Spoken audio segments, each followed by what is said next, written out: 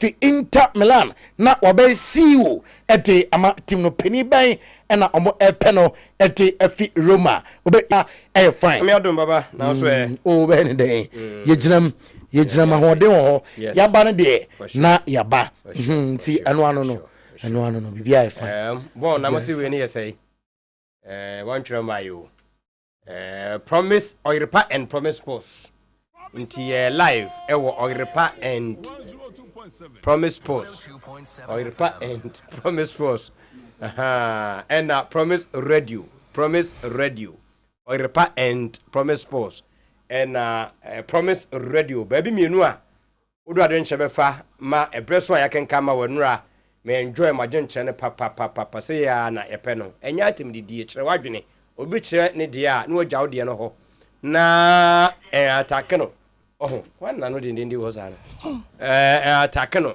oh nti ka wode na yenyina no ye move enko yanim nti yeba de aka na edoso medical ka kire se otu ado yes still na no on kana non pado uguso justify nyema den yebehwe na ya hwensemu a ene awiei otu ado ede to dwa compare ene players to that of 2018 ho kra no akasa ede afa ho nyame yadumu a echina enye ne kwasi ada yewuram ewo week 7 of the Ghana Premier League.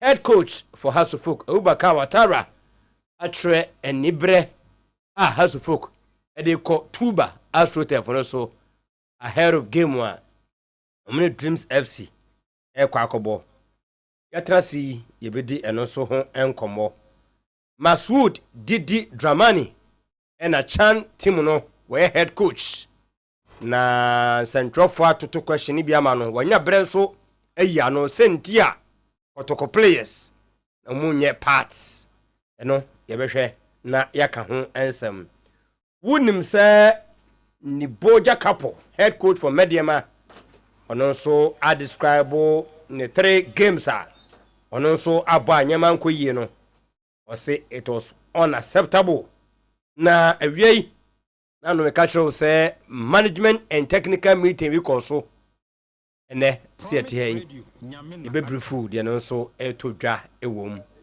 ni nyina mu ene maka wo say e promise radio Oiripa and promise sports yedemu emma sports lawyer babayisa na wakom kakra ewon conformance ye ba yebaba abetwa so ewo efie na yede ensem no ede abremo baba yenkoi promise 102.7 ye live our Facebook page no so Oiripa and promise sports Oiripa and promise sports promise radio so ye ho enti anopay ye catch you say odawone eko Enzo Maraska na so ya o didie pa ewo Zedin Sancho nti awiei oya ne press conference and all confirm say Zedin Sancho asema no pa me catch you no enokra o didie ewo no mu na omunim qualities a owo enti eno kache mpenimfo se se obi mpa na obi epe se Manchester United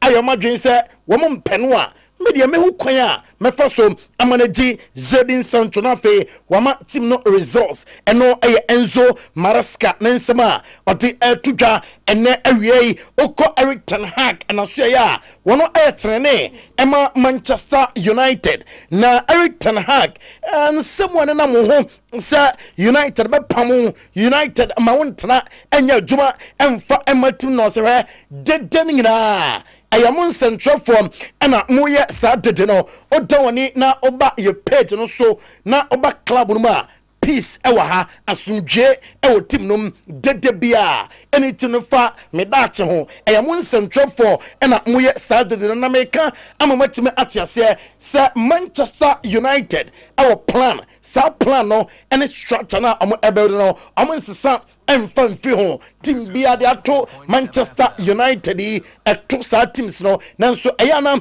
wo mutimi efim eno aye Eric ten Hag nisema odi etudwa ene awiei wo se nasa masurai Eric Ten Hag ne press conference and central for ebusana sana some masura say and an update and any injury esi etiem and osi chemu ema santimai ewiase NTB sa nukrenie abranted available nyankopon bo weekend obetime asiakan ama United nebom and someone ano obeka say Kobe Manu and afe Harry Maguire homintimi siakan over the weekend no watumuntene say two players intimi ensiakan ema Manchester United over the weekend ningina money say amatimi apra na uko Kevin Stutzman na suya finally I say the football about na we at the age of 34 Kevin Stutzman at the football career no etimi about na we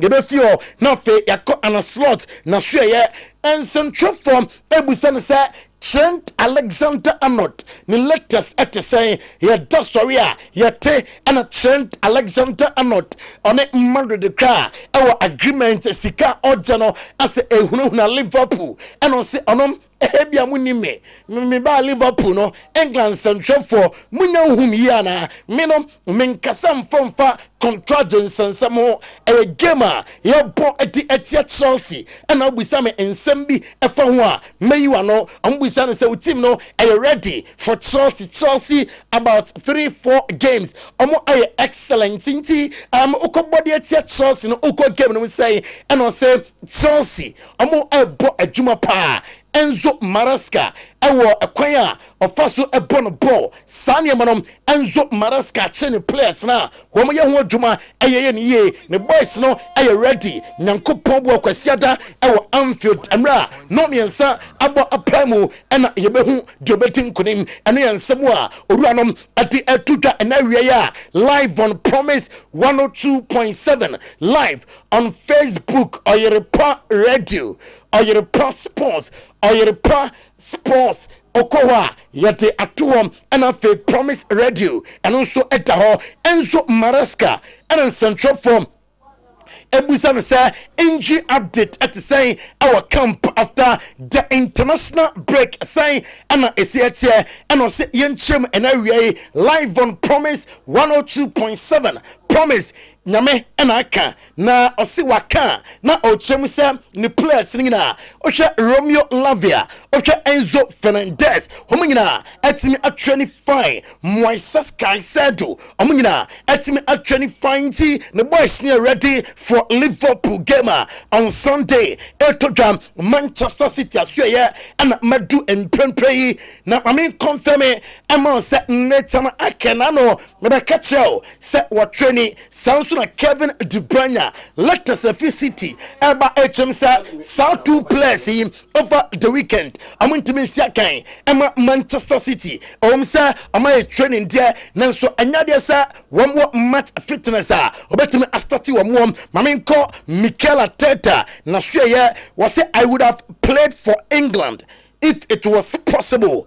I was very realistic and no I am sama Mikel Arteta at the Etuda I say nanka osia kan ama England ena ye enka onom obesia kan ama England odo England minor ama England fans no emfare endiagro amwisane say we injury update at say said anopa me confirm ye ama wo sa Mikel Arteta anya dia tuga sa ni plus ni bi oroma e be take time kaka awie cheni na ombe no ena ombe possibly let fitness test na Thomas Partey aye fit kind have vet and other players na awie ena ya twanim se ombetimi apase mo match fitness na fe amatimi abo game no bie and central form akoso ebusa Mikel Arteta se Arteta last year otoso mieno enya Aston Villa nkebia enka story no eya sam foforo na this year obaje the English Premier League na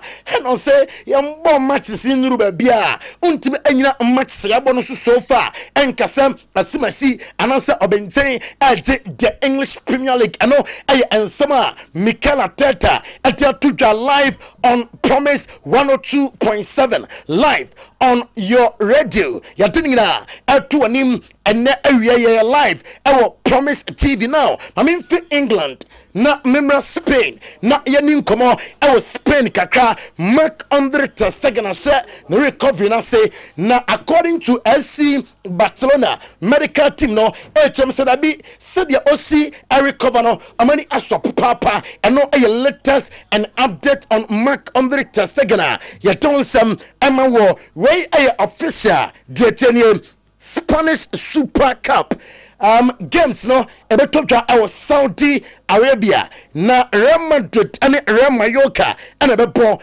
January 8 2025 and ebetotwa I was Saudi Arabia afe FC Barcelona and Athletic Club Bilbao ebebo January 9 2025 na fe Super Cup final January 12 2025 atimi atotwa Don Carlo Ancelotti say and a Kylian Mbappe ni letters etie and say Kylian Mbappe injury no enya injury na ehu bebre na ohwe training na anopel me de che na eka ete ache say I fully fit and afa the likes of Jude Bellingham nom womensom ehu tomato mo a over the weekend ombetime asiakan ama Madrid enom aya Don Carlo Ancelotti nensema oti atudwa Madrid players ne bi apra especially captain Danny Cavaya wapra enti akoba say Don Carlo Ancelotti on sign players January transfer window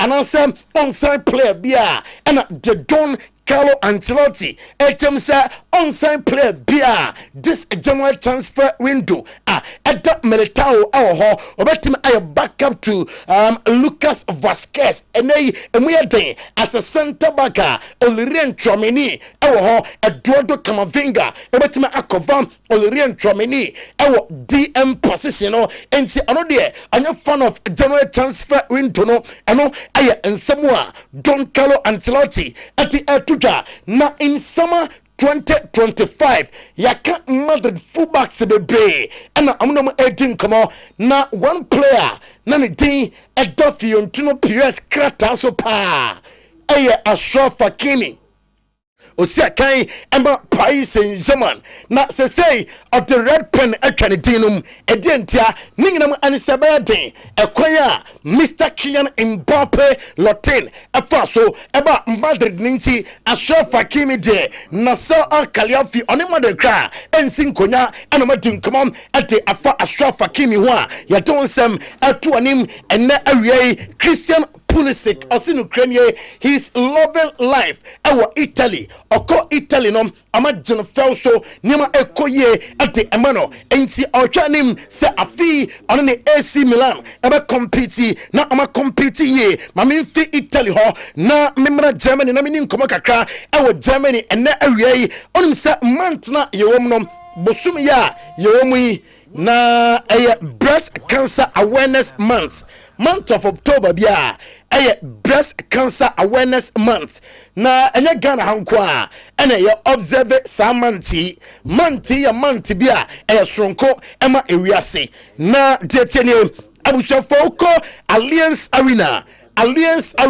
eho stadium a Bayern Munich omusi akan enti ano ena daso no nyankopon bo a game betodwa VfB Stuttgart and Bayern Munich.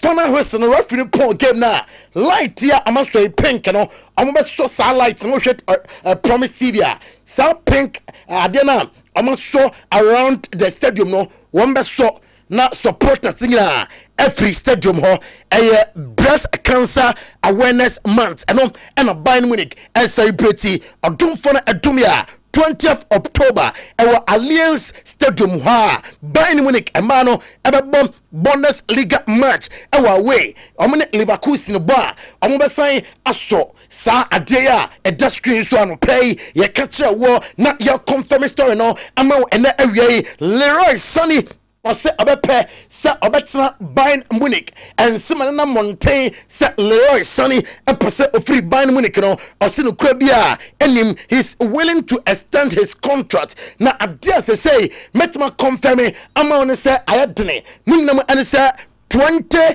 million euros a year and you sika owura yi epe efi buying money call no fe amatima extend the contract amanuom and the letters ma confirm and na area na uko Brendan Rodgers and Australia ni Celtic and Dortmund a boy na UEFA Champions League game na Dortmund Stadium na say they are in a risk 1 match ban away fans need to be in court and Conco di Celtic amra amako share games outdoor ambo in the Champions League ningi na money say amko so ja our Dortmund Stadium ho niema na amuye no UEFA say amani enso eno na Brendan Rodgers say UEFA enye de hianie ye plus no amapom den ya kan sem fam ho mo de amuya moni ba jam ana mo pe ene ensema Brendan Rodgers at the eba ene awiai Italy mi dun come on ene awiai na de tianie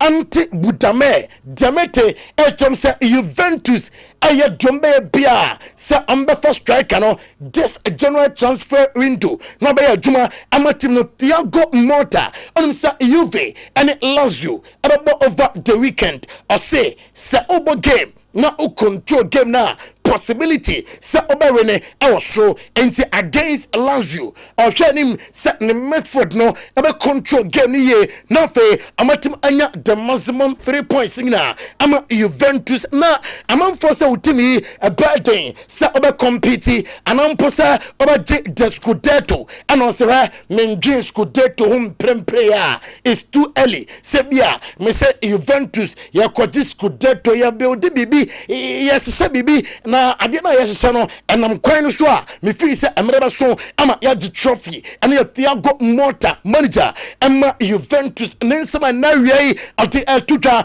Promise 102.7 now Inter Milan corporate chief executive officer Alexandro Antonello Demete echemsa sesei oko Roma suya Roma eye jombe bia Sir Alexandro Antonello ambefanom no be new CEO at the AS Roma Antonio Conte say asa sesei oda untimi nda Conte ada na oda untimi enda and Antonio Conte say the oda ama asa ada so na jejan ne so untimi ndaye and say hype no osrododo asa excitement ne doso. They say Oba Napolia, our Stadio Diego Armando Maradona Stadium ho fans ni so aye Scott McTominay ade wantimi our Manchester United no Oba Naposa waye obonye or say goals or passiye enti ase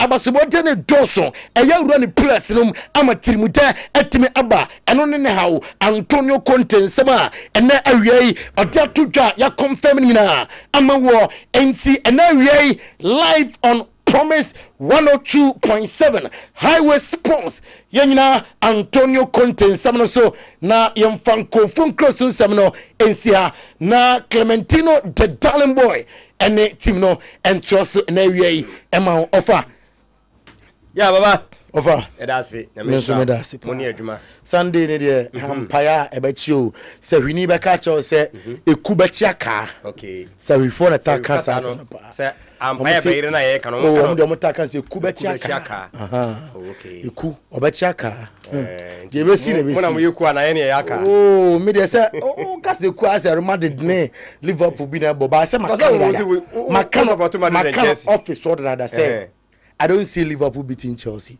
Me catch from the season. Me catch say I don't. Oh, offer. Really? Chelsea. Match here we born on Sunday. Me say I don't see Liverpool beating Chelsea. Okay. He ever pon game no. Me say Liverpool for me no na wa.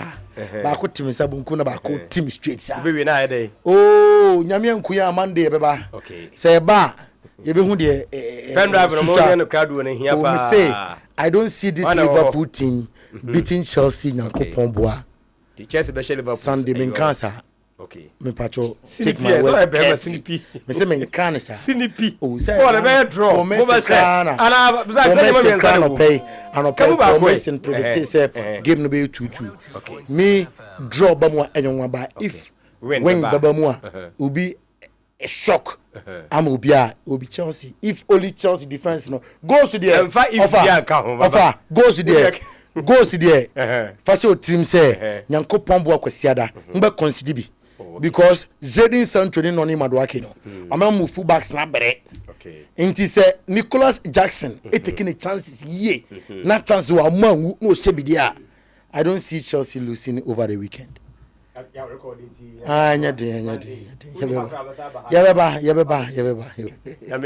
Well, Baba Isa the sports lawyer 428. Yes, sorry, exactly 6. Na enema nyina no etimi aye kama na danger man ewa ha. Yanso na Kofi Zakito ono so ewa ha. Nene yenya Kotoko Stonch supporter ba pa from Accra to Asante Dwaben now. Wabesra yen ewa ha enche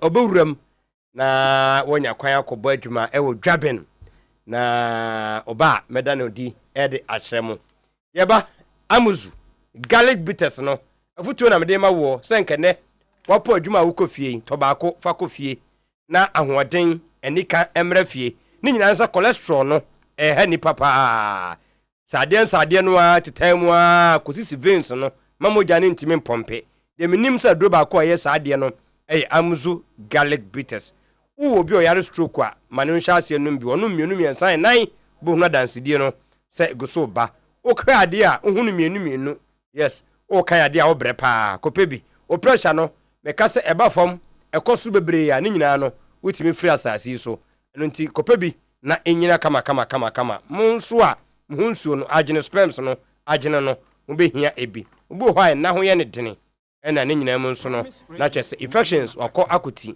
wohia amuzu garlic bitters baby otu ndro bia no gbowura hɔ a de obobo dia ne amuzu garlic bitters 0247 776743 perfect skin and body therapy weekendi te se ba for kwa yi odwaben ma no be shi o ma hofa nyina no dodo no awura perfect nti pimple no ebi ni omanim yes omanim tron sa akra foforo se be ne to fe nti bomodem na ko perfect enwoma obi nka nkyere na nyame abode na akwede ho ye nkoye nya ha ne di nyamesem ni obi apio na hofa de dia wose ye na de se yi da bi masa fa hian ke kansem hunu sa o di mawura mfa wonko ho ana wo akoho na ko se pimple ne klefru woni mu a wo wo hot mu se yes wo hwa hwe mu a fe na so be stretch masi nti asa wo paya o pamade na untimi nyi wa wem tattoo no akore ni nyina abekọ e so onya hips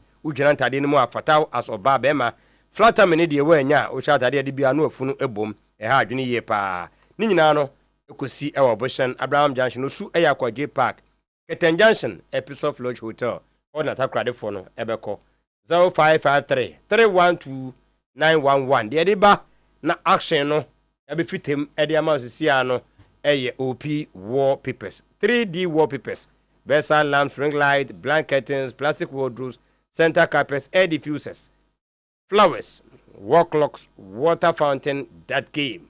A room inside Nana Kosia Jemai, a bed in the first floor. Otwa Hello FM, no so. I just say, wako na design for Fefe, wama will be chronom, moko hono, a barrier or name market no, and then also bang hono so, kai say a first floor, and a obenyano 0540 353 750 no so what me enyano ewo ho ye try say nyema nyina akekase ani a yebetumi adi nkomo baako mienu bi na amanyema aye kama ema danger akwa ba prince mama prince meme na onchia ne supporters na bia na ekwan no wa danger kwa ba mejo so ofa boko de oh nyame adaruma nyame adaruma Zach Tino, papa when I was so feed up by no. O kwa na me ne ko. O kwa nwure ya. David mako chena no pa. Mako chena no pa. Ho na kwa yi no. Dwabe na me ko no. Dwabe ko ma kasa. Oh, wow. Any only how. Ntino Prince Young no. Prince Young no. Prince Young. Oh. Yeah, that is the man. Enti send message. You do horum na o chia me na eni send me ni bo dwabe nkomo. Oh yeah. Oko clear. Dwabe na wudi ha o chia. Dwabe de cha. Dwabe de say o nkwa no nkon kan de ya so no e akra to dwabe. But o ma min kwa san wako. Say o make sure say me ba. That be me comfortable. Enti ande. Zach na You are fine. Say na woni nam tan mu a eye kotoko na kwa na say eye blaster ya. Oh, sir, still na no say nke ya ko ye nse na blasters na ya free system no mu on to say to ado ko kasa ye so na go fast mabo it was always becoming a club you know ba beji a woni say material singe wo dey me ka ba beji e wi asim ha no mi hu bi da mi hu coach a anipa ye ma wadwuma no mi say material singe wo say meji aye wo wi aba ka say material Zaki nin komo ima ye nwie ba na yasan abeto aso ga ka chairman msafiano e wa homa no so Zak chairman good evening sir. Chairman say umpum boko de Adom we na muso nyame adom bibia boko nso e wa ha your life our promise radio life our promise tv and gaka chairman Mr. Kujufiano ene edi nkomo ende enwumre chairman we dey nka sina no ye solutions as to how we blasters betimi epeja esinda da mu biom enra ena blasters head coach ekodi nkomo a o kire se the players are away Ghana for nya botre na I say the expectation is too high. The players are not there yet. Ghanaians above pan say they don't believe in what coach and air cano. What we experience, what the boy we chache. Meaning, who take coach in some na? What is your reaction? So I mean to chief for you. The person can say when the interview no the amity any so see any lack. First one was see Sudan I lucky. Yes. And Chino we see any lack. Yeah. Na any lack. Then and nesu we see na no idea. And say coach no is in the wrong profession. Because you didn't buy say materials na ye won no better no no better. Yeah. So if he's now telling us after taking the job, let's Mami Bissau. Is he saying, say, player for player now, you want to produce? Okay, what party? You want tariff, Bamte, you want Semenyo, you want Sudan players near better now. No. And now Niger players are better. No. Omu fast, I coach you. Oma di Ghana hiambo because coach from day one also be ball World Cup no wako and we packing ni amako and we set criteria you the befa coach one beti criteria and ya koko fan no also accept it. It is what is telling us today. If it is what you are telling me is true there, make sure say omu no fan no mo di hiambo na the name somebody by say onde we need matches na data and I say you didn't buy say on bet training on bet develop players now any omo years are normal dey here na just to sum up this say Ghana football line do na in its totality no enkoyi a crash until this is one of the signs so system na crash you need to take steps to repair it. Chama menim in repairing it no because if Enra tie an interview with on a GFA media team na a year interview Enra na one of the things he's saying is that Ghanaians are still living are stuck in the past. I say if he say we still have the American say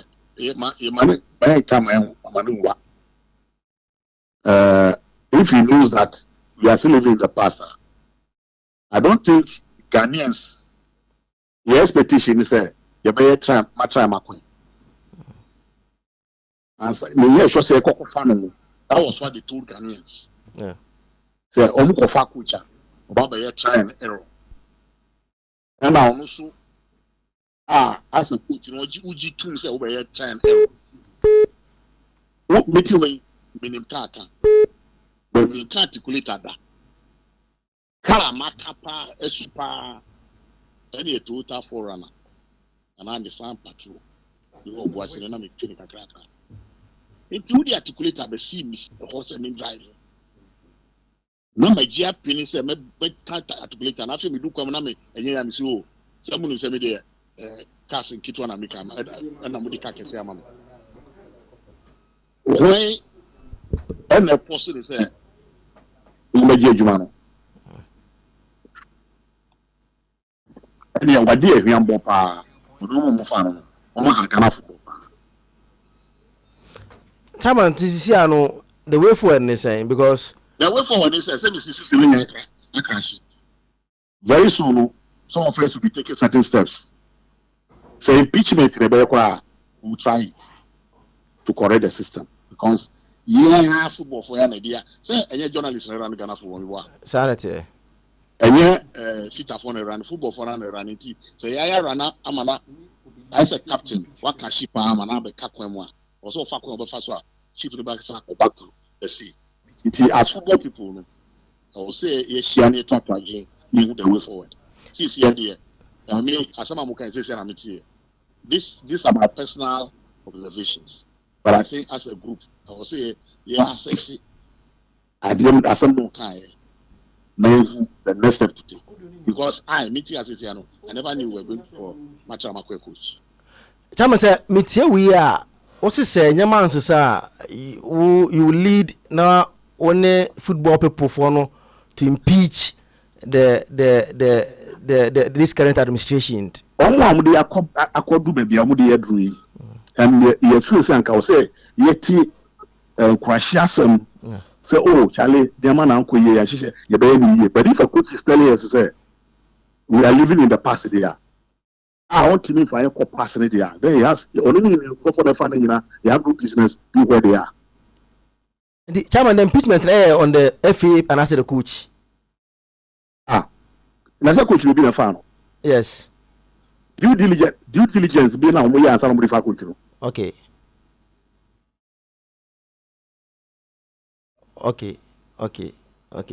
Now, Chairman, you see, I got because if you want to take that action, you need the support of your members.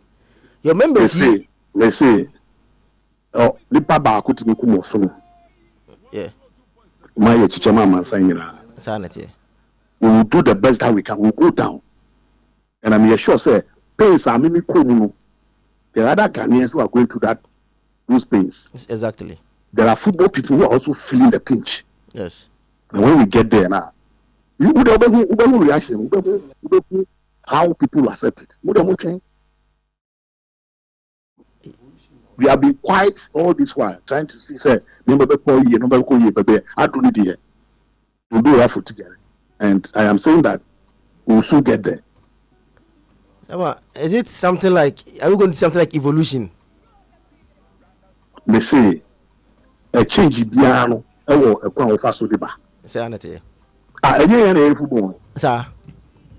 Fra, a bit back as Sunday corner, but any rational thinking being said that the idea football not true, said the papa ma or become empty.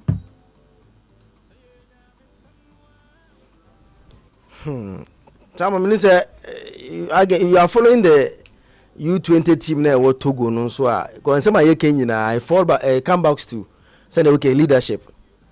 They say the football landscape are crashing unless somebody wait to catch himself. Who had papa? So blast and papa, chanting in papa, chanting in papa. There be. Meteors papa. There be. Under 20 papa. There be. Starless papa. There be. League na airborne papa. There be. Premier Division 1 papa. There be. It's a papa there. That means that me sheda na machai a man there because a man has no mobile. Yeah. Yes. But the mainstream football no if an echo. Some are saying say 2020 the year 2022. The year 2022. I'm a welfare officer of the Black Stars. yes. And we call Rwanda Antimian qualify. If you're by now, the whole team was dissolved. Yeah. Yako Cameroon akọwe. Ye bine the biation. A bit there, bona fide property, they are still there. Yako Cote d'Ivoire, Yakowe. A bit there, Omudasu, occupy positions. So, Omo we Jumano Krano, Omo mind. whether rain or shine, they will be there. It's, what I'm saying is, every Casamanoa, we were doing the to save Ghana football. I only plead to say a bar, media, mumbai, na yenye DFC, let the fata. So the Ghana football fan to my pafra. If the coach not to be the Macasasa nature, it means it doesn't even respect us. Yenya Bri, Yako World Cup, and Kuyi, Yako Cameroon, and Kuyi, Yako Abidjan, Kuyi, Coach Bra. The best player ever fast for every year. We see Yenye. We are not ready to wait for anybody. If the players we are parading now, you are saying, say, Sudan a better cinema, and then Nigeria and Angola team a better cinema, then I don't know me who where to start, where to end. And I say you cut us off. Oh, producer, yeah, voice ready to Pacho, Obama on one voice, no. I ready. We have to reflect that the team is not there where we want them to be, and it's a different time. People sometimes I think people are a little bit stuck in the past. They're living in the actual time now, and we always refer to the past, but we have to think about now, what is about now, and we have to see what our options now, what we do now. I can't compare players who have been played in Chelsea, Juventus, Turin, Barcelona, Inter Milan, AC Milan. We had all these kind of players. Compare them with all due respect to our players, with our players at the moment. Maybe they will get there one day, but they're not there yet. And this is no excuse. We have to beat out of two games. We have to beat. It's rather unfortunate. The Americans say it's rather unfortunate. And our coach, and you will be the two general biso. And our Omani Pafon Fano, Yani Eko Fano. Yeah. So we have done a lot of disservice to Ghanaians. Now, Chairman said, who share a team now, and the players that we have now. In your perspective, you think say we have good players enough to be able to compete with the rest of the African teams, you know? When are journalists? Yeah. Do we have any other players? Far better than this current crop. No. And your crop here, the share Malia, Yeji fans say, I share Mali. Oh, moi. And your team here, the share Central African Republic. Yeah, you see, team na. Ah, no. So I didn't see half they haven't reached there yet.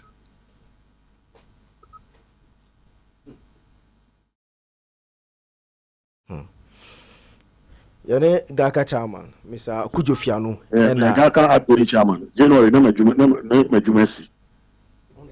Ah, na chairman unto asubium. Oh, the Constitution is we call 2 terms of 4 years. January no 2 terms and also. I won't add 1 day to it. I'm not the only person who can run the association. There are other people, there are more competent people there who can come and do it. So I'm not going for any third term. Now, what is said the current FA president Omacho Akoma FIFA said they need approval for another term. Is daydreaming. He's daydreaming.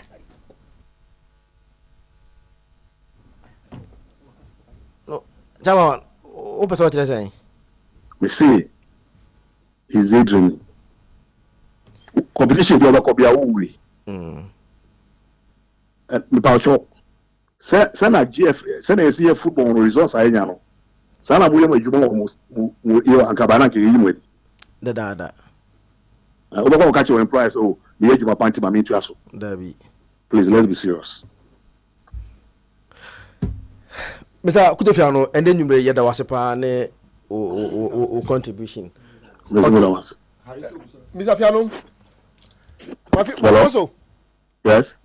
And January will tell no sooner now you are no more the Gaka chairman, and I'll best start will campaign for the saying impeachment of the current football administration. They say, Chebia clubs they be here. Yes, na majority G2 only a weapon of partial. We just use the key indicators. Lady Ejuma. Enchebia. Now, are you ready to stand alone? Assuming say Obia decided say crusade, and one that they want to join. Abafa. I don't think any rational thinking Ghanaian. We have football this year. League, you can no sponsorship. After I'm up for the mobile phone, they try a league. The officiating the air. So we'll be balance or the revolution, but because I won't finish. Me, we say, based on the presentation we make to our members, they will join forces with us. Yanya will get the majority. What I say grounds you can push it. But you cannot mean to me far me asking you let us get there. My first Brady blame you no bedin komo because you better see how this revolution na when you support if you had already. Good. Yana Mr. Fianuasi say nyumre wonya bre edema ye live ewo Promise TV, Promise Radio. Nti abusiafo enkomo no eye mosomsem ene monimsem good.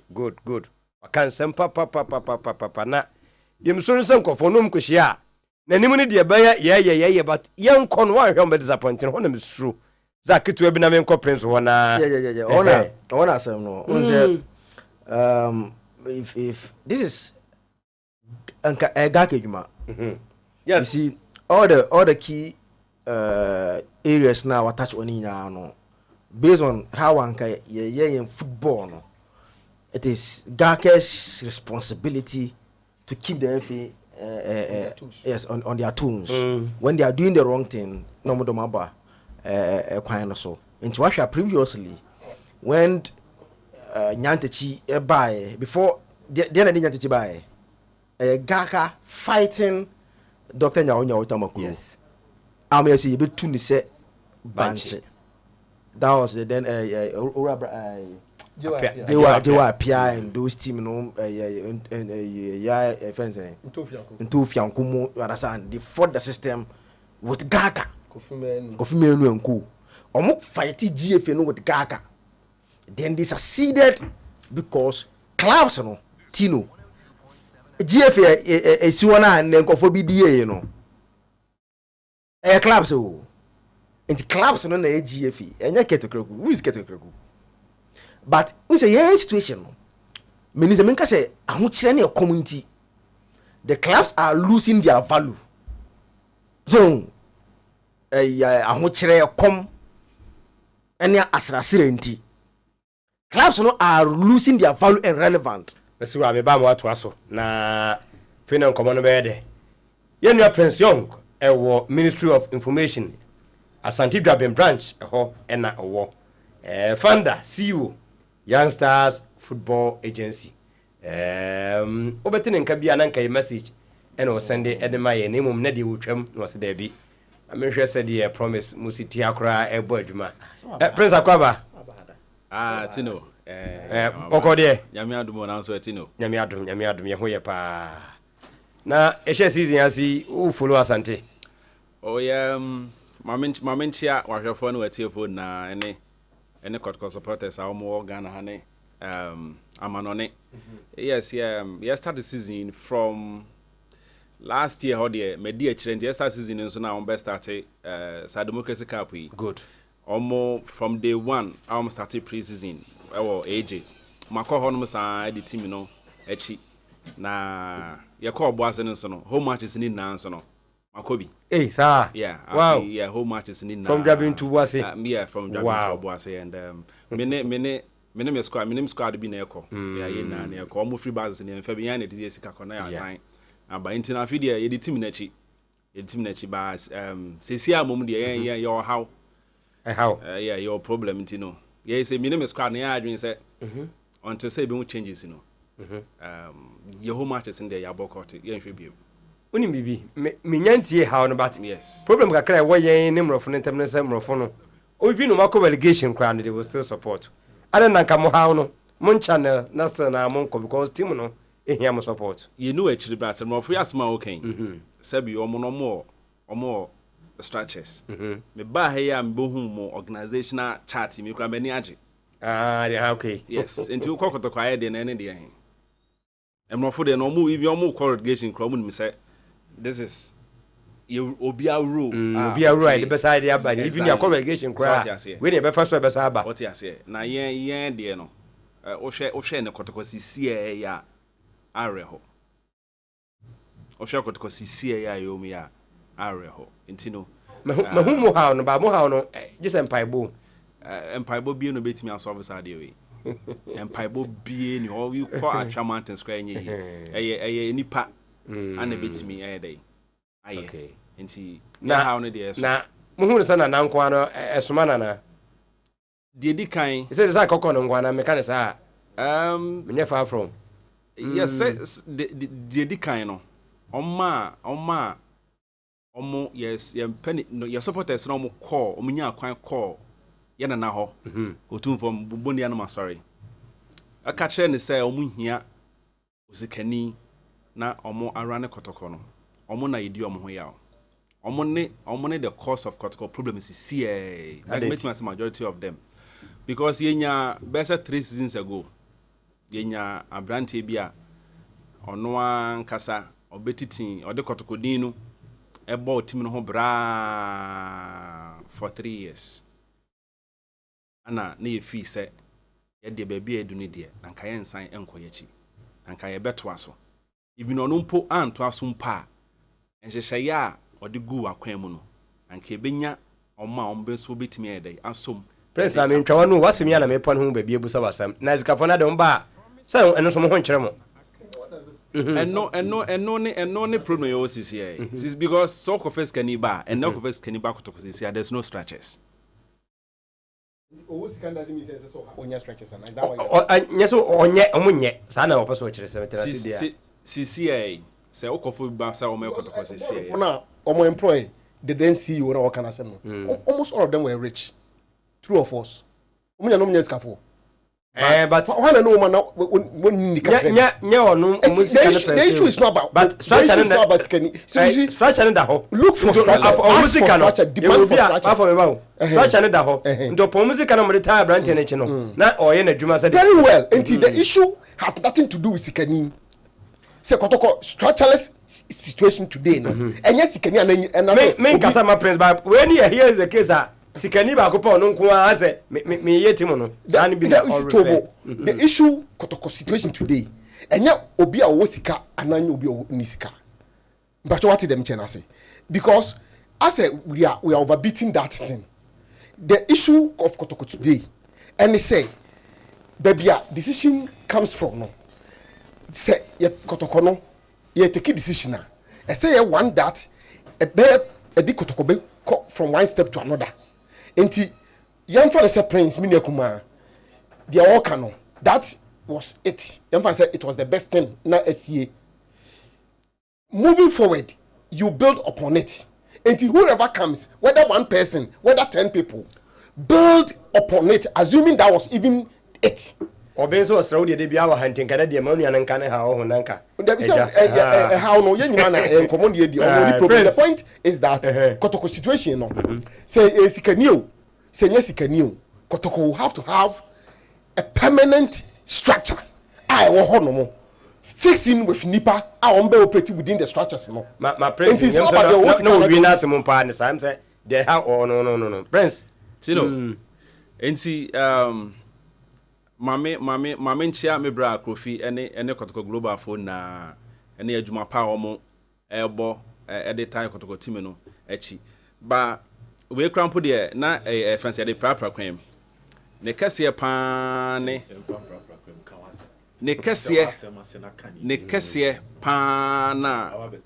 kase pa na e wo pa no tino ene me minyaya ana se senka enipa bi ewo say omo e protect omo image ana say omo credibility bi ombetimi abo ho ban a e wo say especially coach Ogum ezen ko na dwuma to no enu friends ya bra Obed kan sembi ese kotoko sa US trip na omo ekoye no mo nyoma dwen se ye nka ho asem na blasters asem na be cover so entiama media no ase obia yedin but no US trip no agu anim ase o agu anim ase pa esenk kotoko company for omuna obi okobi esenk kom step down no mfiri kotoko nya chopa mom no omede be mam ye hia chopa because within 1 week just within 4 days omo release letters me ensa ti yehu de o kan kre obi si ebebo ebi si yemo na de awerho kra ne se omo se omo mo no omo kotoko jesi ana kobo game no down na show mo no down na kotoko jesi say all notices are na players ni bi share down but I think just the omo the ball ni the ball top any Ghana there okay but there was some kotoko players ni bia even with the technical team omo share we no be share and then the omo the ball no the bench maybe yeah omo the bench so enim guase say pa na mo de ebeja asanteman ene kotoko supporters are tino prince efa no nche o ya na efa no chom ne yentwen structure na o kai ne say ye adwuma we nyina be free ho US trip no tino e bia mo no mo nim minimum enye na asem dachi bi ene ye even uhwem kra even coach ogum na nko ni on kwase nko kobi because we eja na eja mi fan se wona o ma eko baby na ensuo afam na mo kwa wo nya hoden epie ya wapepa ho aso atade na waja mo na gunsuo na wokọ tino sa na etin reas bobra mo hwe coach ne nko bia na bibi na hye ne se ko me kona mu free Ghana call no in the first place seminar mo no ma ananka proper strategy bi ono ma nanka even 7 players no anka omuntu omonan emfia no nkra enko nti na side na free ba bi na koduru ba bia coach ne de call you no ya nso omkon eso omonko omaye obi decision because ohwe letters no de buy na obi o Ghana instruct ese omomo obi nso wo US grant interview sa match na mo ye den ye bebo enitino den as ade we buy enti omo US trip ne de sisi akotoko no se na buy na no IMC no omo mbu supporters omo mbu ba kokra because say pe obi afre na if omo communicate with us se na team na ekọ se obi a unya no bibi ba obi a meka hwe enkyran eno an se omo de yen konkon a mato ha na sintina me se mo mpaye fo se sa structure ye wo kenyina no enche ebe hwa se ye no wenye mpaye o tino hwe wenye me se US trip no crowd he se o so kobobo na se bio player a wepra one kasa we release statement be say 3 weeks ago ese wepra obe out for 6 months no 6 weeks 6 weeks afei okobi akweden obeba no say injury no na routine medical teams on fam na ehwo so wonye enti no yempen for the tino omodi ehwambo na we are disappointed in them ada ne ehwe season say dem sha ase yie na yen to aso mfiri ho na say dem aka ne ma we ni ntwem prince tino sa US trip we ana maka no yen mu bi de ha ye maybe omu hu but emu bi de eyenim guase enya kotokonkon a even a Ghana we are sanka Ghana government eben because come koye na Ghana ska anom de koye sanka Ghana kra bem nanka even ye prosecuting kofu bi o Ghana ha se o makobo Ghana ka amfa so bia amaso sisi a sa trofem kwaji kokotoko ho ana ye ko ha o ma hu ba bi ye ko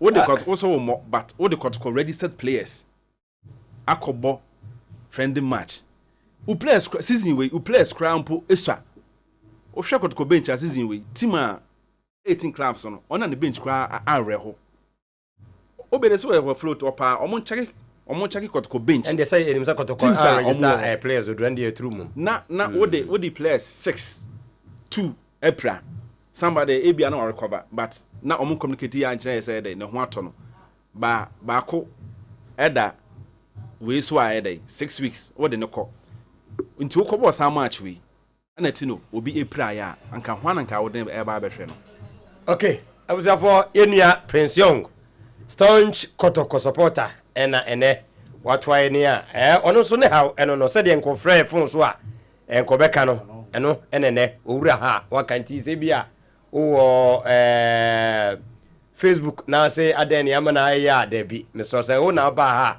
wo sɛ bɛmu akonya na wo hawa yes at least or now best now you'll be a new need jumana good you know need you definitely get and I say there are a lot of fans pass it through at least send your band the or how no na ya ma wa waka nya de obeka achiro bi no bi abeka bia na say Prince Younger can how be he's talking about structures e was antokotoko of I think say structures no guys the last week can make about the IMC.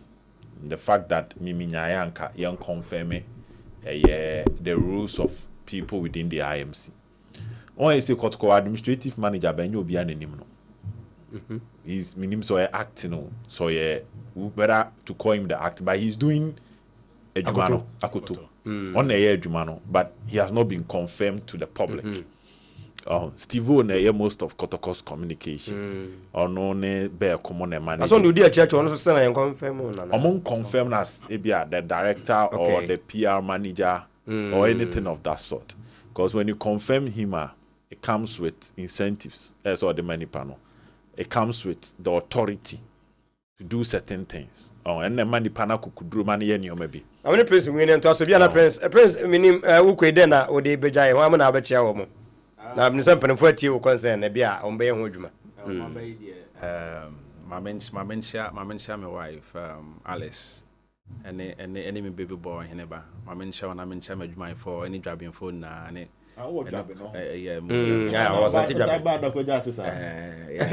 no Thursday no akra no wona say wo be kai na ho ne first day am di hu now my car pa say me hu an antina da no ka say so me kan na ugina ye ko first video no president wifi na why be many any supporters in intino Sunday be ko bo ase oh there be Sunday there because me ye pese US trip no you Prince of the ko bo ase ba and America no na just go there summer test game ni you are crucial you week go dey near Kotokoji league na e dey Jesus ko ba na dey wo kan nyina no na mo ye ho after the summer test game go summer test match no over match say obed say o hwe enye me nko an but o hwe ka team no e call bo ase ebi mu bo even travel from Kumasi to Obuasi na enya de ketwa before so betimi akọ one spend ya the mfan say the onkoto hwe or the ni ticket e kọ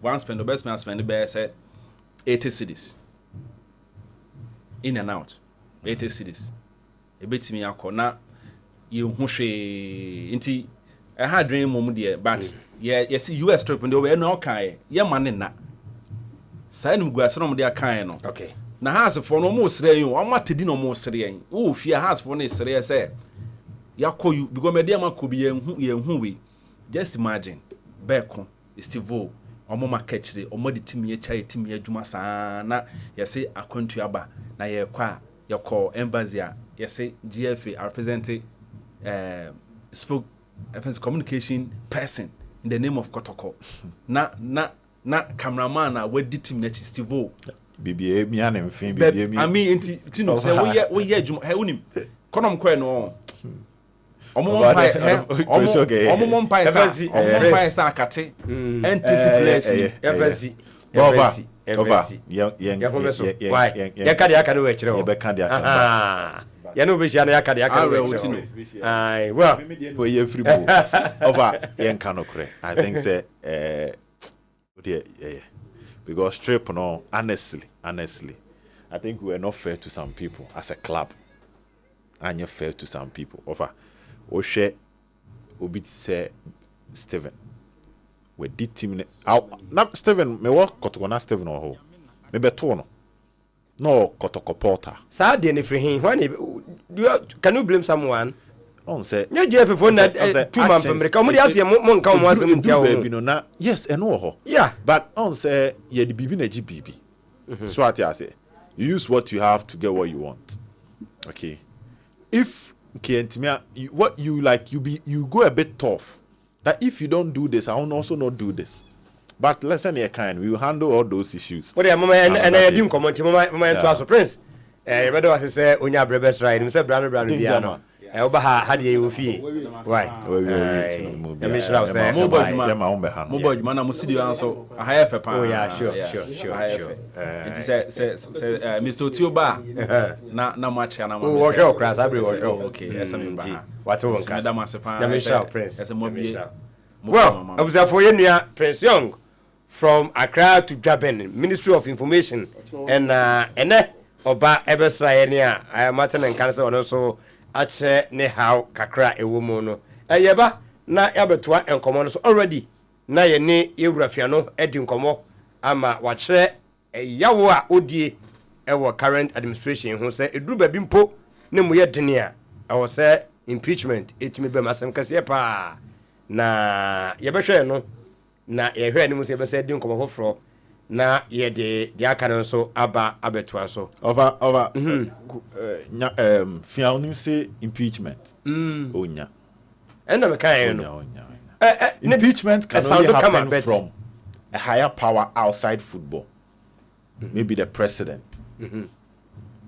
Forget about any FIFA no step in. And you know, sir, from football for now, it can never happen. But one under 20 squad. No, they will not do it. Wow, be sorry no. To start no. Enkoye mao. That's what I say. So it's a sad situation of and then we now me monitor your marketing about the Blasters. Of some net down on. I say yes, we put under the carpet, but we are talking about the Blasters not qualifying for AFCON. Danger man, assembly who over. I had to say as a Kotokone has you could division 1. Maybe sound at you. Assembly Cassiano. Blasters come to Sinseno of a mobile. And the World Cup and the AFCON. And then the tournament Blasters. Okay. For the past 20 years, of a do level where you qua, ye GDC a come on bet me at Genoho, and I just another DBeka. Say, and come on, Begin home. Into as a Cotkone house, ye be starting league or Ghana. Ye come on, bet me at ye come account, say, dear. Now, Semesia, my British Obama, clubs move back to you put Division 1, ye be both Premier League in one count. Afcon, see a beam. Then you also have a beam. And this is the first AFCON and a bono. You see a beam. So the number of teams that will qualify and move from 16 to 24. And no pon again and count over. It's just something down. And yet flexible, sas and ye they sitting as a ye treating the normal. There be oh AFCON. Ye free ye way. And you buy you qualify. This is scary for Ghana football. And it looks like we are quiet about it and we are treating it like nothing has happened. Over. Here, here. Ebi obi beka say qualify no. Obed I say me go too far because at the moment no Endu level say Blasters no mathematically out. But let's talk reality. Let's put mathematics aside and let's talk reality. The reality is that Modern Bar Blasters now bought in the first 4 games. As against Angola, and me money or more mathematics, you bet me a qualify. And 2 teams that qualify, but I qualified at the of what in common I say. Angola is out. Angola was 12 points. Okay. So if Ghana, yeah, we need the remaining 2 games to Angola. So Angola is out of the convo. The next team is Sudan. Of Ayahadi. Sudan say Niger. Angola say Niger. Ghana and Timia say Niger. We are just poor. And that emotional hope bina bim person of them my you bet me a call, you bet me a call. Young cano crench instead of ye dada. Ghana tena kurumha. Emma Angola besheno. Okay.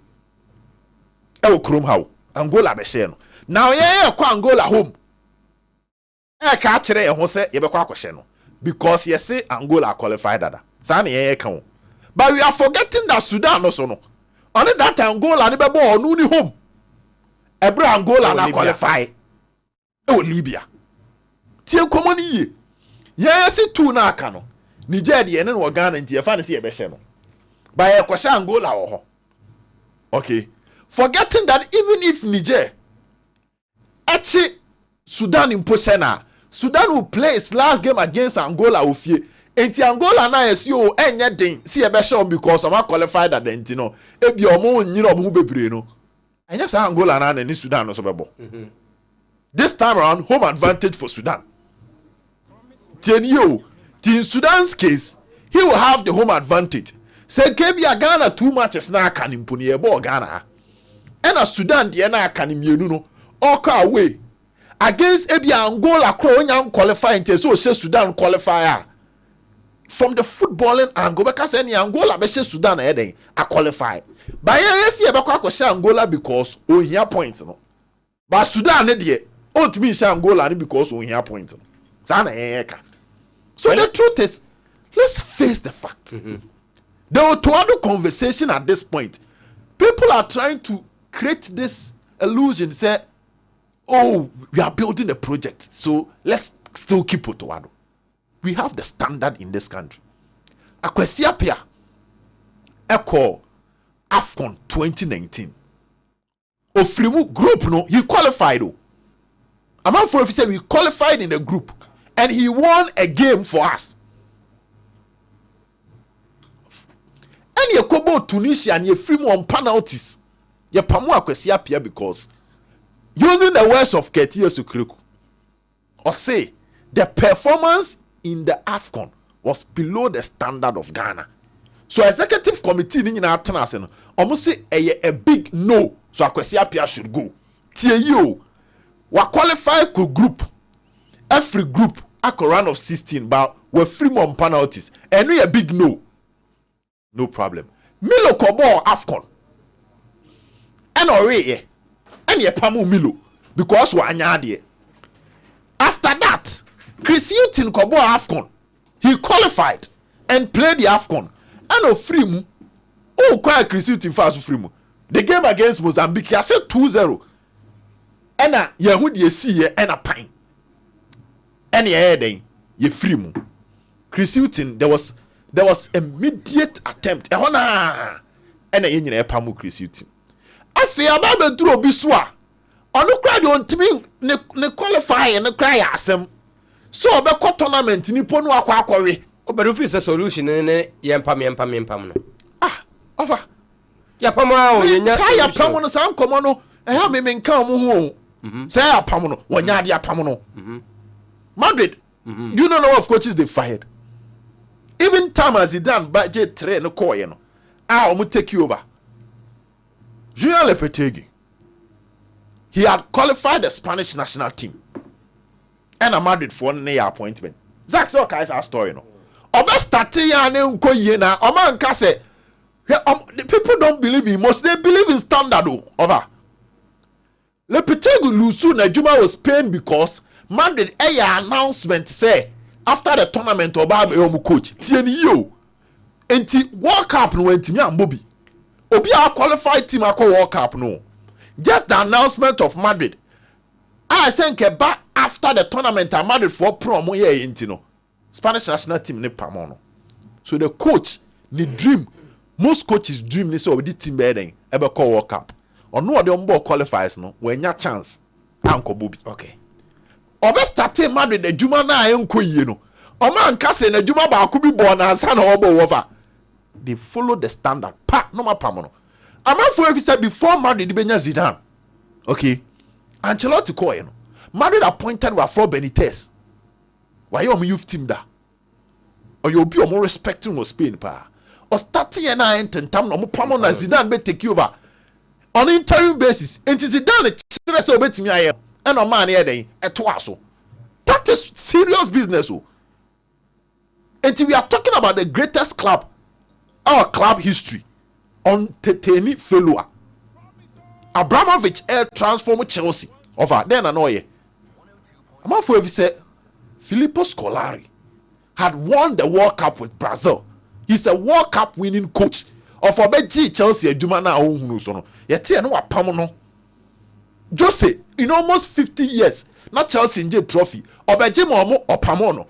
But do you know what opamo oye? He go for somebody oye a perfect candidate and criteria no emiti the person oye ompamu nkofa kwakwahwe apa bia sebe onko chi papa bia mbetena so check Ancelotti of amdc opamu Jose or the Ancelotti neighbor opamu Scolaria or the Ebia Conte.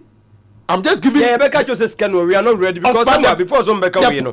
Na catch us here top notch coach top notch no top notch. Did we? Top notch no. Nipa ne ko fan ba onye top notch. And I just even so we cry ba kwa. I had no bia na mo kwa fa. Enti the America to so ne say o pam no. No ape papa. So what I say? Will they do that? That is what they have to do. That is what we need to make them do. Okay. We should sack Otoado and go for someone who is competent. Also, bana nye ni asa pamo. Once ye hono, ni fix it hono so ede. Aka the structure. Sa unnecessary collapse. O de ofa umre ni te akwesi apia. No fre ye ka nyantechi nyina. De na wa stars players ni benya collapse. But now obenya obi o pama, team obenya collapse. Ubenya obi or has benya call up. No fre cat players nyina. It was about the best, not agency. Okay. Enti case ne dey be diagnose baby but the first part is Otoado is not competent enough to meet the standard. Danger me ba ho na traffic Mr. D or say yanko konongo na enwehye Mrs. Cynthia Kunadu Ajay special birthday emfama no. Nti Mrs. Cynthia Kunadu Ajay ewo konongo Mr. ID traffic ese yewe show awodapa nyamenka ho na afese se wakoma so ade nyina no waye ede amount de wakoma so bia no na bibia abamti obapa si special birthday enko emfa emma danger enim bia o befa tokoya fia no kokan enso nchene de over age sometimes affects people bu hono a where abrantia mujahye no unse the vibrancy is there and then so share near the no and the fianu I knew years back meaning say as his aging no then senior na nani so share ne 80 no akofom but not so we dey anya ani share so nko an we menum say me kan very good emra be wura mti eno de odi 8 kura utimi ye se wani nya din a wa bambe utimi santokwa we no nya ntokwa ba fia no so kwa dentra mo fa na mafia so se fianu Olympics good fianu Olympics and over but the fianu that I know say if indeed he means what he's saying and he wants to go by it, then watch out. Oh, say more camera, and he ever heard the emrano part of it near how it will go. But when can revolution was a more emra etun revolution a tomb that the moment because in Tembia Betty says, see, Nipabia a revolt to be ano, emrano. Babe danchen asa Zaki Busan one person better than us evolution anameboa la go ka ze kra oka evolution o ka say me ka bi so ka o say wa ma direct answer but wo hwe ne komo no ye di no nanum mre ni nyina wo de se wunya akwanya asa atenase na tie interview ni biem o say interview na rane a wo be pick points kakra wo ba wunya abotreti a wo tim more wo de to ado voices ya ye nyina ye mutie bia na wunya different dimensions or angles to it. Look, fianu no asom na bia ni tie no wanya another vibrant person ba kwaso mo baby no wanya obi so asom mo baby. heat in the babruta. Mitian common. Okay, or did you so test what has never fat? Okay, some years back, Minka in Fido, but on Beshemo Kumasia, and now the processes of say the same impeachment here was a BBC. Yeah, over. George Free, Abdul Salam Yakubu, and the convo was about Division 1 teams in an percent. Almost so Ikabe is at 36 and almost sorry to Abeno who dear could see. Ebia way the so it means somehow no the probably achieved way, but Omunina, Kofoya Comunina, Mubian or as vibrant as Fianu. Ow, because we did anymore. Or bet my fighting the cause no pa. And Fianu say, Olympics Hormone Crown or no, a board moon or direct management member. Olympics Crown Division 1 and Olympics no because over touch or more crown or any ABR. And she said, when I almost said, oh, but who could you know? Or say, on competitive fanya by January was 7 term as Gaka Chama. And say, I did traverse to January. And I come very soon now. Say January no so as say come here. The next 2-3 months no. Ebiana or the Gadamwe by January onye Gaka Chama be munua. Afi we independent. Ntina me bisa na say obia yinima or ready so no kwa beka. Yes, abre mum no betima ye okọ back mum no betima ye. You see, say oka say we lead no as Gaka chairman. Na o members no anta wachi a wa hoden eye eba form. I say busa na no akajo say ogiri ye say any oyisu right obia odwene or pega na football year no. But say we you free Gaka ni mu na Gaka no as an entity no wo ho. Na bia say we a crusader and na wo de what sorry say wo fu say be ye ball na ekọ no. Kodich enti among for me so mu a you probably will be shipping the whole nation along. And no bet my more powerful than say wo hwe the football people no kwa say okay nkofu bia na some year demonstration kakra bi no. If Ghana, if they were forceful, they were getting the country alone. And the idea, the current administration, every president called parliament, he complained when Omu raising issues about some of Omu issues, oxygen Kenya parliament and go in some of the crown because he felt baby Omu didn't fire no. And mind you, the current FA president and his people are muting the third term idea strongly. To the extent say o ma tro koma FIFA wo say FIFA mo clearance no mutim famra ha no mo pushi until the third tempting is there and so what here if you know also over his also they are joking I say you brofu bi so I was saying he's daydreaming. Yeah, daydreaming. Very good. Yes. I say he's there what adaya susu bi na omo susu no. And maybe before said the third tempting and the Beko fans some nabano. Maybe before said it is the third tempting. Say curtain in the group no. They said they will push for the third term agenda no. And no a day revolt no. Sa revolution no. Ebia na lead to impeachment. Ebia they may not be successful in impeaching you, but they will be successful in scattering the third term idea. But I mean, what must say? They Ebiana impeachment in the Ebiana want me anye. But they will roughen you up to the extent that after nobody say we lose the public appeal no. Popularity be call clubs in the crowd wouldn't want to. And no time so we hear public we hear nko for na. Offer obey hear nko for no. But I do be who say when the public is against you are. Okay. Nko for no they will know that we o man na yinama. Inte ba ne sa no. Sa nko for no mu ngon. Mutimi just say and you see the third tempting ebia curtain no nko for no they should have a second look at it said in previous and we can just say biasem ebe we dey e general ba yes be ma uba be ye bio no am ye ni nyina wo fa tete here one day will come we will not be sitting here utifie utu say confirm say mo kan we bia ka be kan but you will simply not be there.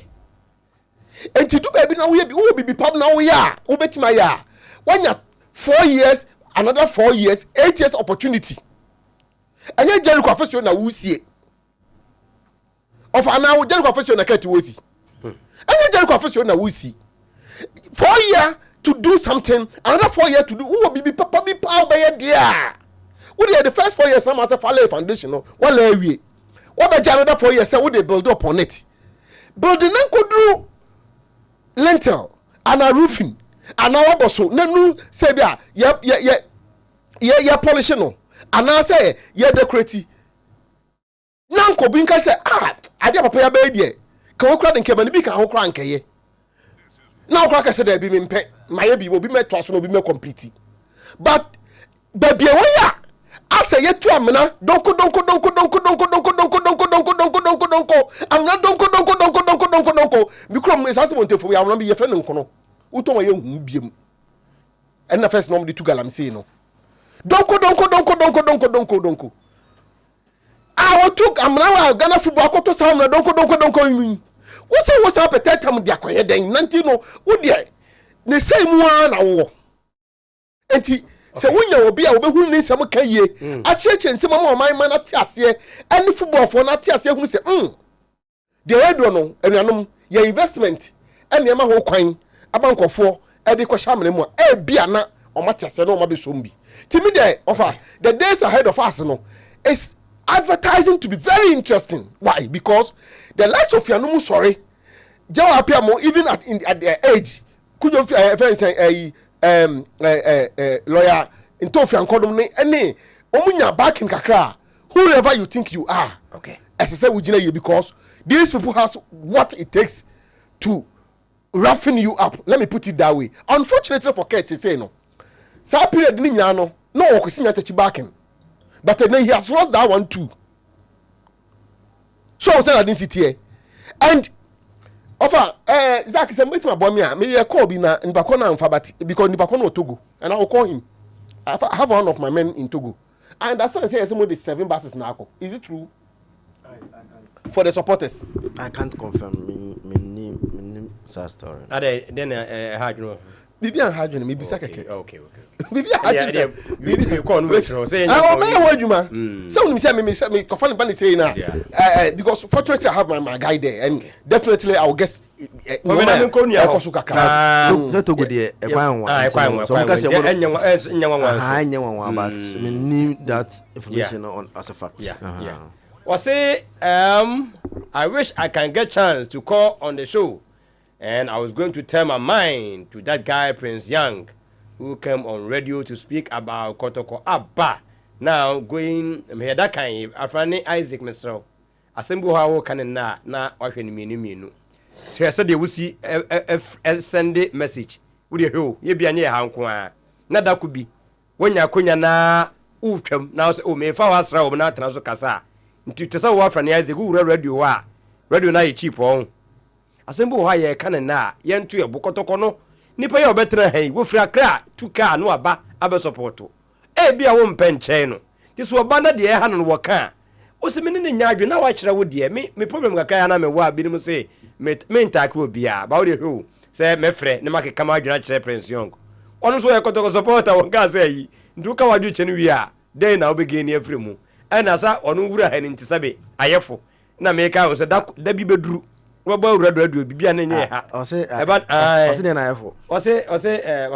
wish I can get chance to call on the show and I'm going to tell my mind to that guy Prince Young who came on radio to speak about Kotoko Abba. Now going on radio station has become cheap.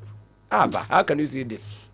Okay, what dear Mama Infantona, Mini Afrana, Majana. I'm so I know say or person to be but yes, support to if not the structure any D can buy no card kaka then ubodina kamekasam but also ubodina most times no he only comes in and but no can sim bia no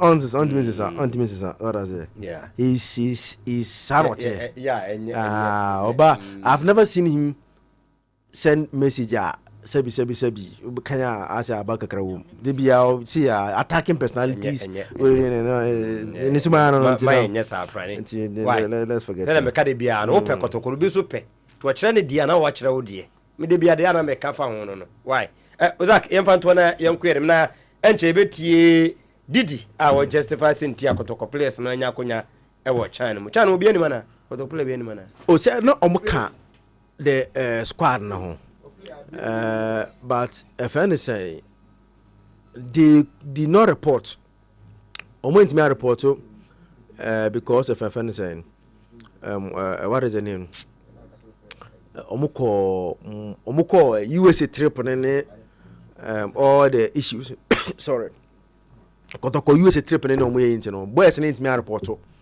camp on no and to friend and I'm saying no me about 6 or 7 or yeah your friend me but sad place no friend no ain't me report because of it's questionable because how many of them they call US and how many of them were here initially Sami Kwana na say but me hwe na me pese me ma no match legs so but justification sometimes ya na a bit problem but ya fa eno to mra ya ba so na Zach rem kakra tino unse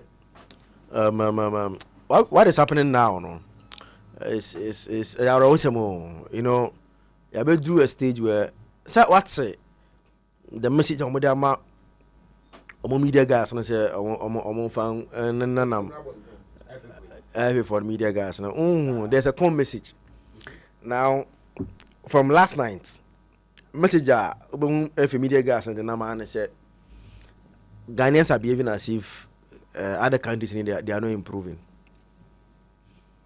Just implying that Ghana should not improve. You see, I na utia. I had remember say, in this we are having say, uko sum penyin bi. Na penyin no, more message se for kwabonte na sebi sa aban nima, ntin kanya say papa. Asemu de mintin from kwabonte me come kwa Ghana no you know antese na nase ne the chain you know France man here the chance be kan chairman because tino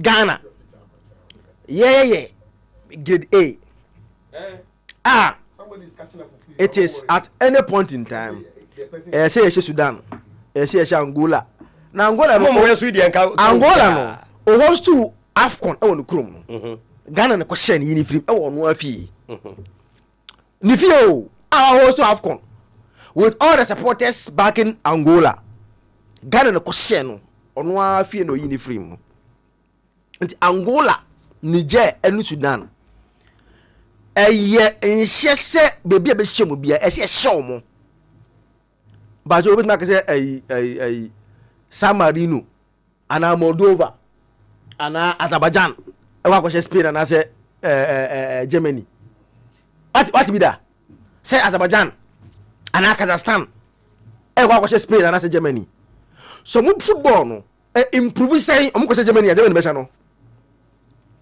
o man na ese Germany no ye wo mo ba se Germany dad ya ba to ma no so na ene na on ye hwe on ka ho ye na ide se na ye asem no ye de no ya mo hwe no da bi se ye u se ye asem na ye kan se u so mo argument of mo de ban se other countries no so mo se improve onu improve no de na o no mo come say other countries no ehun bo okay me sa na metia say ja sa ba mo anti ase say ye ntia say obi ehun ball bo asa enjo hye wa enye etu onu hu bo no so ye den ana de minim yese o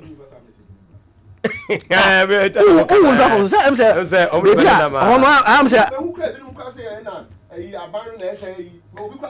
Parliament is he when it's infantile. It's completely infantile. One way I'll bet one over 7 period. Those people should know that I'm many than go food team. And that we can we have gumption. Omunya din ka bia ko phone share no. You see, omum press e bottom bia ma asem nsi o. Tiro. Wo ra woni mbo no. Onim say NTI. Opa, go and check countries. Omanya ehye Germany, Spain, Holland, money, Italy, money, you know. Omu kati da sana show mo. Uba use Germany elusu game ah. Owa ko hwe na Spain, England, Italy, Holland, ne sa Portugal, the cathedrals, you know, omu na show mo. And what we are saying is that se me no me like me 95%. Me more 95% no. Ena wuti no. Wo 20%. Wo 20% no. You are trying to improve on your 20%. And you know, what may improve what do a fairness 90. What do 90 no? Maybe 95 no. Within that period that we improve what? Then I may I should also try to make come and nim as baby I'm no. But yeah, Jennifer, amen. Sudan, any Niger, Angola, no, are beating us. Comoros, Central African Republic, they beat us anywhere, beat us left, right, and center. They are saying say normal countries are improving. Improving no. Me pacho Afcon no. Stay now no. Anya Senegal money, Ivory Coast money, Nigeria money na eboko fana se kwache. Adult teams na o man keto na improve no mo kwaje Afcon ni bi. Because the likes of Nigeria, Ivory Coast, Senegal, Cameroon, Egypt will beat them and win the AFCON. AFCON. Improve. Sudan, Kosapia, the Oyenina, if you should qualify to AFCON, Tino, on team AFCON. Angola, Angola, they didn't start today. Okay, previous AFCON. Talk about boy. But I think they met one of share a casifo back way. Oh, you free. And the excess born no improve saying uncle to the seeing on that. You only catch up. But uncle better than him. And he said, and if you sit here comfortably, relax, say other countries are catching up and saying if they are able to beat they beat us, Tino, that we have a big problem as a nation. I'm for message in support with you na me yana me message out to say o follow. Percy Ghana Abeku say from what Zach is saying about the GFA media is to believe then it means the GFA is aware that they have failed. If other teams have improved, then it means Ghana has declined. You should stop this arrogance posture and wait till the day Blasters will win. No. Abiku, that's it. No. So, if I think that if Kujofiano one, my problem is that so when you support on the no me because you see. Omoba yano but we are no kwese no beko one can say football one issues zombies no afro or zombies no now they are zombies pro mass and I say Randy Randy Abi I know yeah ESCO member and I say ESCO members no they are zombies. That was when only part of the school no. I don't say because you know zombies. This is now zombie promax. Wait, this is what we call zombie mu promax because the zombie has elevated to the extent that we there pro zombies. And young football administrators for no. Almost me know how to describe them because if you see, my problem. Obi say, baby, and go stars. Almost your friends and cry. I go say do. He's a learned person. So that's it. And I was expecting say, Obi say go say do. I want no company. And a airport team worker. Also, a financial person. When I have problem with people like Kosiedu, you are a financial person. You should be able to know. Say, Sikaye Aya, and to win a bimba Aya pa.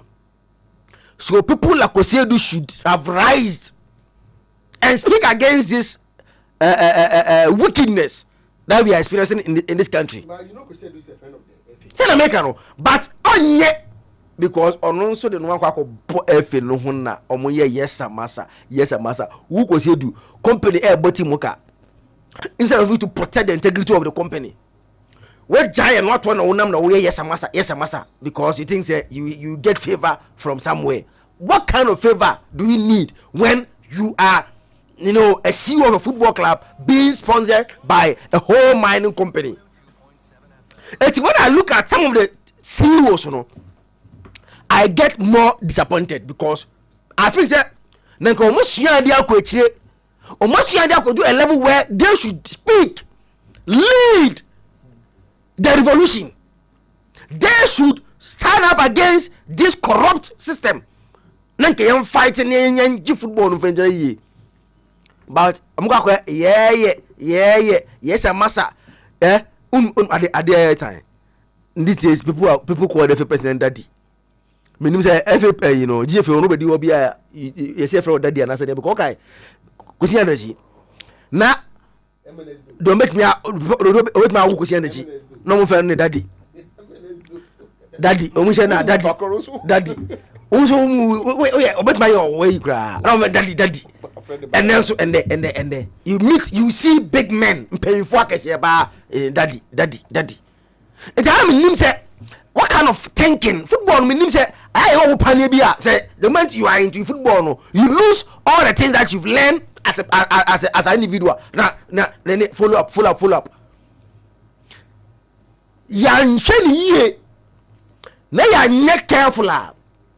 You see now obi ahwenra boy na you don't for the boy and we part. So you ask yourself, say, are these the best guys that we can assemble to represent Ghana as U20? No. Me part Tino Shasembi. Yes, Peter Amidu with all the experience. The former boy our local league mu Tino Bonandra watching the ball to go on. Did you see someone playing better than Peter Amidu? But sa coach na only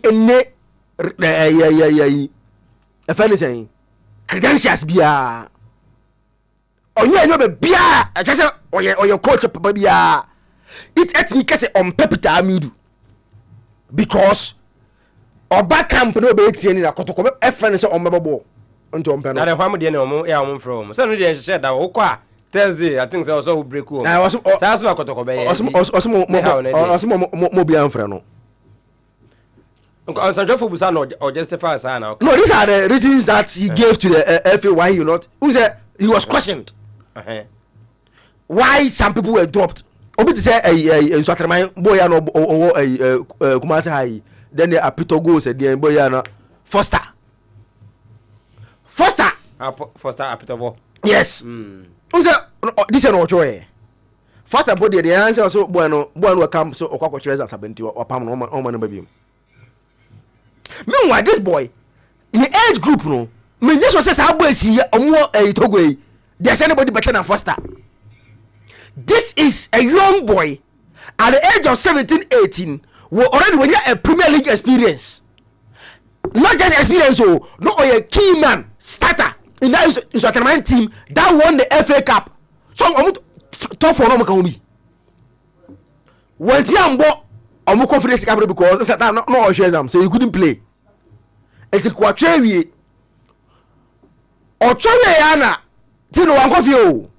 Or Chole Yana, your man, you didn't your brain say, or twas I camp or quiet a Desmond say, Uncle Fio, a Pamano. Because boy and Uncle so them into a Pamano uncle. And no uncle, the other teams, what some matters, any other teams now. He has dropped all the Premier League players. No, yes, say. If you come to camp, you guys will come back to your club. And to share, yes, a boys now, we in time, I'm going to check here. And to share this FC boy and Miss Bauno. And to share this Premier League goals and the Dims no Bobby. To on the Dims and Freno. And to say, we a team now who play there. Uber Jan was on the on Tina Pram was only problem with you. And I think that we should have people to rise, reason, to understand the suffering of clubs, and how they are suffering. But the problem that we have in here, Penino, Scaranone, tell me, I could say this Scaranian there. nka ko se lose kan kan ne dia de o ye no ko nye ayi odo safo onye no iska on to buti do on to buti da yale no mu die na mosoma wo mo no de na mosoma ka kire wo mo do masoma wo so me na me yiska na mosoma bi a odo safo se ko tu ko na ko ye ade na me so me ka kire wo na me ye wo that you see we live in a system where we know how to get because someone himself do say on it ne ono e wa kamfo for no team ne wa kamfo for so they say kwame on support this administration that but see one dey say ono and by virtue of the start ne send what here no omo go congress say anyi na they can't take him out engineer do bi aka na ho and even though the team owner doesn't support the ideology of this current administration again and I 1-1 the government in from say they won't let him go and I think that we should start to scrutinize the system and understand how the suffering of these clubs and yes I did football never be there Burundi mo afa so afa dey you say ati Niger and be say Niger Burundi are coming Burundi enam kwaso ba mo ara Burundi so na afa na ehwan dey our club owners are all cowards. They are crying inside but they can't voice out outside gentility from crying oju obey the message and ono so ede aba eno good mo bia fa na a minute bi na bi opo de fa na onye na ye fa course no kakra okọ USA former Asante Kotoko player Michael Osei Emba nyane ntie se o hweyen enne enwumre nti Michael Osei Emba power enne enwumre me yanchia ba bia wo bia no ewo US Fabulous ena ato yen klanti fabu mayanchia wonso danger a minute each na msa media man so story kakra ho o maka chense masa coach no ye pese G League na 3 matches o wiawia no a ya ma nations ulusu a enimine be ka chonti eda ho de retwen no offer ye league no ho ye man attention kakra bi a mbet my head ye man ehia se obi be ma nani akoho se obi make sure say because clubs no and with their supporters no pese hu se teams no ya ade but se ne ye system no akoye ni nti yakoye ni mbako ne abe ya chi be 4 yakoye ni mbako ne abe ya chi be 4 ene be bia hwe be league gina off season euphoria na necessarily league no expectation na amount for no ya start season no say if the same that should tell you say omo hwe agro no so no ase omuni opepa bebre sa bebe moko gina no eye ma wo mo because ebo omo di nya de omo fi so omo pe and media ehami offer so nim say kaswa minua za akide so be hunu kaswa ye one place house of who supporters wo papa kaswa so nim say has wo massive support wo pa the match against Dreams SC is coming on at kaswa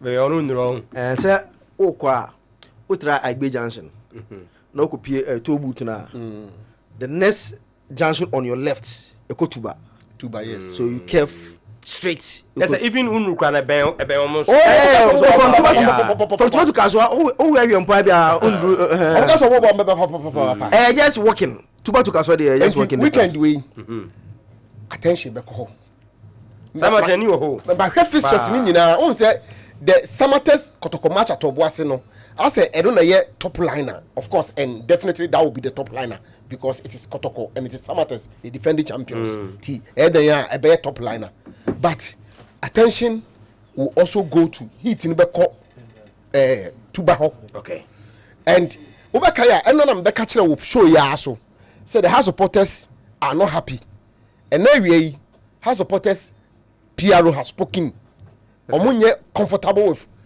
the hatchet man's appointment. Hey, Refino. Makai. Pastor Hansen. My way. Okay. Yati. Say. Offer. Aje gon pa. Na yemfa menyame. Yes, clubs in the league in the over, they are sleeping. I think say the least said about them, the better. But national team the NTS mengu. Over here there, one. Once a Kotkone has attendance or match venue are drop it. Dear go for Kohe Blasters. The Blasters by Nipa Kochen Kotkone has matches. And even league matches. And then only you no. And you go Blasters, ye dear growth a bedroom baby no. Stadium hono. Nipa Krebe Koyenya. Emomonko. About this boy called Yao Pages or Kesben FM. Okay. On the handle mo degetano. Ayo Boame pa Yao. And then our birthday. Me send the coy, but I say the Chematia story. January, me try we no kramana. I think say Yao say Yao pages of Kesben FM on the handle of Modegetan. Over. But I say time I'm on. Every time, Echana. Yeah, China women down. Yeah, and I could feel Ricky Bessia, you know. Inti. Ow, actually, Ade Emmanuel, message by Afranezik. Kwame Kotoko, Obia Kofi, Idrusu Ajekum, good. Mr. Francis appear UK in town. Kwame Ej Sapon.